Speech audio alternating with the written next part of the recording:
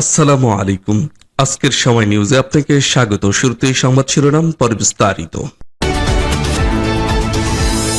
দর্শক, জানিয়ে দিব আমাদের হাতে পাওয়া সর্বশেষ আপডেট বাংলা সংবাদ। শুরুতে থাকবে সংবাদ শিরোনাম, পরে বিস্তারিত।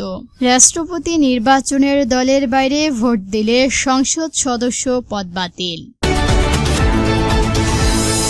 তারপর জানিয়ে দিব সাবেক রাষ্ট্রপতি শাহাবুদ্দিন সহ ২০ জনের মামলা তদন্ত প্রতিবেদন ২৭ অক্টোবর।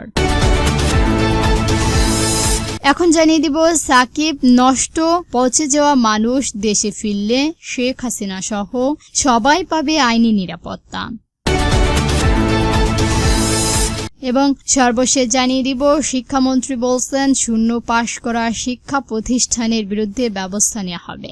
দর্শক, এতক্ষণ শুনছিলেন সংবাদ শিরোনাম, এখন শুনবেন বিস্তারিত জানার আগে আপনি যদি আমাদের চ্যানেলে নতুন এসে থাকেন তাহলে অবশ্যই চ্যানেলটিকে সাবস্ক্রাইব করবেন। আর ভিডিওটি আপনি কোন জেলা থেকে দেখছেন এবং শুনছেন অবশ্যই কমেন্ট বক্সে লিখে যাবেন। এখন বিস্তারিত।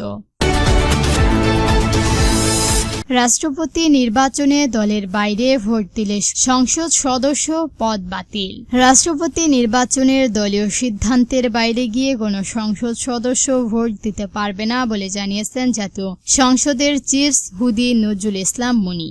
তিনি বললেন, রাষ্ট্রপতি নির্বাচনে সংবিধানের ৭০ অনুচ্ছেদ কার্যকর হবে। ৭০ অনুচ্ছেদ অনুযায়ী দলের সিদ্ধান্তের বাইরে তারা কোনো সিদ্ধান্ত গ্রহণ করতে পারবেন না। যদি করেন তাহলে সদস্য পদ বাতিল হবে। জাতীয় সংসদ রাষ্ট্রপতি নির্বাচন নিয়ে প্রস্তুতিমূলক এই বৈঠকের পর প্রেস ব্রিফিংয়ে সাংবাদিকদের প্রশ্নের জবাবে সব কথা বললেন চিফ হুদি। রাষ্ট্রপতি নির্বাচনে বিএনপির প্রার্থী কখন ঘোষণা হবে জানতে চাইলে চিফ হুদি বললেন, রাষ্ট্রপতি নির্বাচনে বিএনপি প্রার্থীকে হবেন সেটি প্রধানমন্ত্রী ঘোষণার পরেই জানা যাবে। নুরুল ইসলাম বললেন, রাষ্ট্রপতি, সংসদ নেতা, বিরোধী দলীয় নেতা ও স্পিকার ভোট দেওয়ার দৃশ্য গণমাধ্যমকে সরাসরি সম্প্রচার সুযোগ দেওয়া হবে। ভোট গ্রহণ শেষে ব্যালট গণনা ও ফলাফল প্রস্তুতের কার্যকর ফলাফল ঘোষণা পর্যন্ত সরাসরি সম্প্রচার করা যাবে। তিনি বললেন, সংসদে মোট ৩৪৯ জন ভোটার রয়েছে। নির্ধারিত সময়ের আগেই ভোট গ্রহণ শেষ হলে গণনা শেষ, দ্রুত ফলাফল ঘোষণা করা হবে। তবে কোনো ভোট বাকি থাকলে বিকেল ৫টা পর্যন্ত অপেক্ষা করে এরপর ফলাফল ঘোষণা করা হবে। চিফ হুদি জানান, প্রধান নির্বাচন কমিশনার রিটার্নিং কর্মকর্তা হিসেবে দায়িত্ব পালন করবেন। নির্বাচন কমিশনারের প্রয়োজনীয় কর্মকর্তা কর্মচারীরা নির্বাচনী কার্যক্রমের দায়িত্ব পালন করবেন এবং সংসদ সচিবালয় তাদের প্রয়োজনীয় সচিব সহায়তা দেবেন। সাবেক রাষ্ট্রপতি শাহাবুদ্দিন সহ ২০ জনের নামে মামলার তদন্ত প্রতিবেদনে ২৭ অক্টোবর। সাবেক রাষ্ট্রপতি মোহাম্মদ শাহাবুদ্দিন সহ ২০ জনের বিরুদ্ধে ইসলামিক ব্যাংকের শেয়ার কেলেঙ্কারি মামলায় তদন্ত প্রতিবেদন জানান এবং তার তারিখ পিছিয়ে গেছে। মঙ্গলবার মামলাটি তদন্ত প্রতিবেদন দাখিল দিন ধার্য ছিল।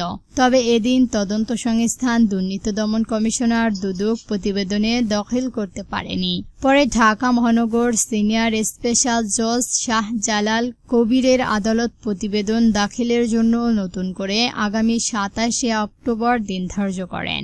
দুর্নীতি, প্রতারণা, অবৈধ বল প্রয়োগের মাধ্যমে ব্যাংকের অর্থ লুটন ও আত্মসাতের উদ্দেশ্যে পরিকল্পিতভাবে পারস্পরিক যোগসাজশে ব্রিলিয়ান্ট ভিশনসের কোম্পানি মিলিটেটের নামে ২৫১ কোটি টাকার শেয়ার অধিগ্রহণের অভিযোগ আনা হয়েছে এই মামলায় ২০ আসামির বিরুদ্ধে। সংশ্লিষ্ট আদালতের বেঞ্চ সহকারী রিয়াজ হোসেন বিষয়টি নিশ্চিত করেন। ওই দিন আদালতের বাদী জবাববন্দি গ্রহণ করে দুদককে বিষয়টি তদন্ত করে প্রতিবেদন দাখিল করার নির্দেশ দেন। অভিযোগে বলা হয়, ব্রিলিয়ান্ট ভিশনসের কোম্পানি মিলিটেট অনুমোদিত মূলধন ৫০ কোটি টাকা হলেও পরিশোধমূলক ধন ছিল মাত্র ৮ লাখ টাকা। এই অবস্থায় ৮ লাখ টাকা পরিশোধ মূলধনের একটি প্রতিষ্ঠানের নামে ২৫১ কোটি টাকা শেয়ার অধিগ্রহণের আর্থিক সহযোগিতার মাধ্যমে সামঞ্জস্যপূর্ণ বলে অভিযোগ করছেন তারা। সাকিব নষ্ট পচে যাওয়া মানুষ, দেশে ফিরলে শেখ হাসিনা সহ সবাই পাবে আইনি নিরাপত্তা। বিশ্বের সেরা অলরাউন্ডার ও সাবেক সংসদ সদস্য সাকিব আল হাসান এবং বাংলাদেশ অবস্থানে তার সাবেক প্রধানমন্ত্রী শেখ হাসিনাকে নিয়ে সরকারের অবস্থান স্পষ্ট করেছেন প্রধানমন্ত্রী ও তথ্য সম্প্রচার উপদেষ্টা জাহিদুর রহমান। সাকিবের নষ্ট ও পচে যাওয়া মানুষ হিসেবে মন্তব্য করার পাশাপাশি তিনি বলেছেন, সাকিব আল হাসান কিংবা শেখ হাসিনা যার বিরুদ্ধেই অভিযোগ থাকুক না কেন, দেশে ফিরলে তার আইনি ও সাংবাদিক নিরাপত্তা পাবে।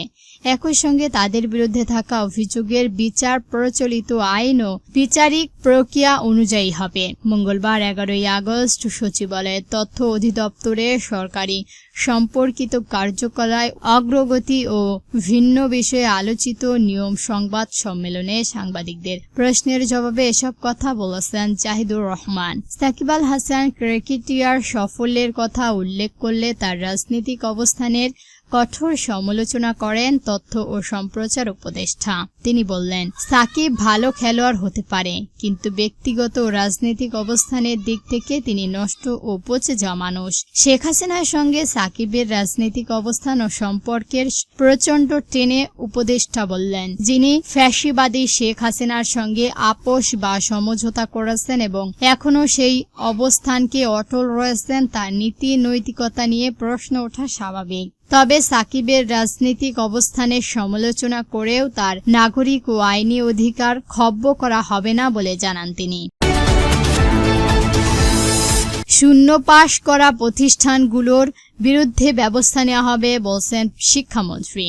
শূন্য পাশ করা প্রতিষ্ঠানগুলোর বিরুদ্ধে ব্যবস্থা নেওয়া হবে বলে জানিয়েছেন শিক্ষামন্ত্রী আ.ন.ম এহসানুল হক মিলন। তিনি বললেন, এমপিওর সব সুবিধা নেবে অথচ একজন শিক্ষার্থীও পাশ করবে না, তা তো হতে দেওয়া যায় না। মঙ্গলবার 11 আগস্ট রাজধানীর বাংলাদেশ কৃষি গবেষণা কাউন্সিলের সমৃদ্ধ অর্থনৈতিক বিনাম্যা শিক্ষা শীর্ষ এক সেমিনার প্রধান অতিথির বক্তব্যে এসব কথা বলেছেন তিনি। দেশের বর্তমান শিক্ষা ব্যবস্থাকে অত্যন্ত নাজুক উল্লেখ করে শিক্ষামন্ত্রী বললেন, ভঙ্গুর শিক্ষা ব্যবস্থা নিয়ে কাজে নেমেছে। শিক্ষা ব্যবস্থার ভঙ্গু অবস্থানকে অস্বীকার করার কোনো সুযোগ নেই। গত 20 বছর আমরা পেছনের দিকে ছিলাম। তিনি আরো বললেন, যন্ত্রতন্ত্র আর কোনো নতুন বিদ্যালয়ের অনুমতি দেওয়া হবে না। বিদ্যমান বিশ্ববিদ্যালয়গুলো গুণগত মান বাড়াতে এখন কাজ করা হচ্ছে। সম্পর্কিত প্রকাশিত এসএসসি ও সমমান পরীক্ষার ফলাফল প্রসঙ্গে আ.ন.ম এহসানুল হক মিলন বললেন, জোর করে কাউকে যেন পাশ করানো যায় না, তেমনি জোর করে ফেলও করানো যায় না। যারা এবার ভালো করতে পারেনি তার দায় শুধু শিক্ষার্থীদের নয়, এর দায় আমি নিজের কাঁধেও নিচ্ছি।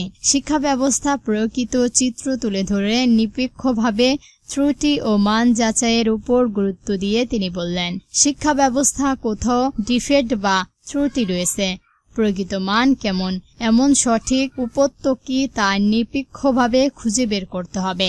দর্শক, আজকে সংবাদ ছিল পর্যন্তই। ভিডিওটি ভালো লাগলে অবশ্যই একটি লাইক দিবেন আর এরকম নতুন নতুন নিউজ পেতে আমাদের চ্যানেলটিকে সাবস্ক্রাইব করে আমাদের সঙ্গেই থাকবেন। ভিডিওটি সম্পূর্ণ দেখার জন্য ধন্যবাদ।